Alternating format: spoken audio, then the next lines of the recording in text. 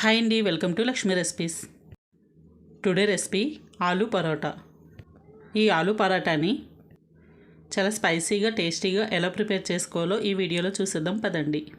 ముందుగా stove on చేసుకుని ఒక ప్యాన్ పెట్టుకుని అందులో 1/2 టీ స్పూన్ జీలకర్ర, 1/2 టీ స్పూన్ ధనియాలు, 4-5 మిరియాలు వేసుకుని వీటన్నిటిని ఆయిల్ లేకుండా ఫ్రై చేసుకోవాలి. ఇవన్నీ బాగా ఫ్రై అయిన తర్వాత వీటిని ఒక ప్లేట్లో తీసుకుని పక్కన పెట్టుకుని అలాగే అదే ప్యాన్లో 1 స్పూన్ ఆయిల్ వేసుకుని అందులో 4-5 పచ్చిమిర్చి, 4 వెల్లుల్లి రెబ్బలు వేసుకుని వీటిని బాగా ఫ్రై చేసుకోవాలి.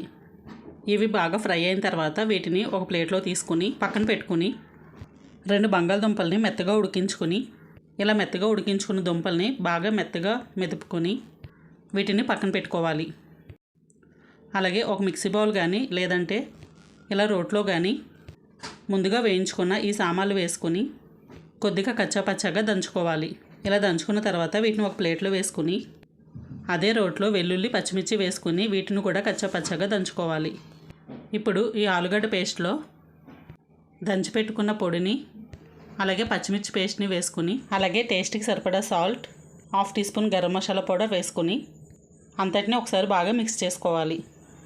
ఇలా అంతా బాగా మిక్స్ అయిన తర్వాత దీన్ని పక్కన పెట్టుకుని ఒక బౌల్ తీసుకుని అందులో 2 కప్స్ గోధుమ పిండి వేసుకుని అందులో 1 స్పూన్ ఆయిల్ అలాగే టేస్ట్కి సరిపడా సాల్ట్ వేసుకుని ఈ పిండి అంతటిని ఒకసారి మిక్స్ చేసుకుని కొద్దిగా వాటర్ వేసుకుంటూ ఈ పిండిని చపాతీ పిండిగా కలుపుకోవాలి.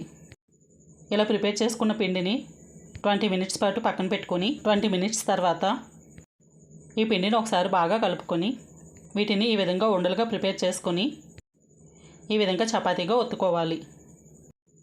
ఇలా ఒత్తుకున్న చపాతీలో ముందుగా ప్రిపేర్ చేసుకున్న ఆలు మసాలా పెట్టుకుని దీనిని ఈ విధంగా కవర్ చేసుకొని ఇలా అంతా క్లోజ్ చేసుకున్న తర్వాత దీనిపైన కొద్దిగా పిండి చల్లుకుంటూ దీనిని మరొకసారి చపాతీగా ఒత్తుకోవాలి. ఇలా చపాతీగా స్టఫింగ్ బయటికి రాకుండా జాగ్రత్తగా ఒత్తుకొని ఇలా ఒత్తుకున్న చపాతీని